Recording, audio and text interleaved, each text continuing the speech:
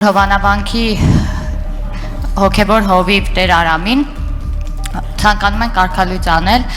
քանի որ նրա հարցը Կտրիշ Ներսիսյանի հրահանգով դրված է Մայրաթորի կարգապահական հանձնաժողովի օրակարգում։ Միանշանակ եւ աներկբա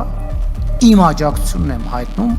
առաջին հերթին որպես հայաստանյաց առաքելական Սուրբ եկեղեցու հետևորդ, իմ աջակցությունն եմ հայտնում Տեր Արամին։ Բարան ասել Տեր Արամ, բայց Բեհապարին դիմել Կտրիշ Ներսիսյան, էլ էդ ածել։ Վերաբերմունք, էլի էդ ածել վերաբերմունք։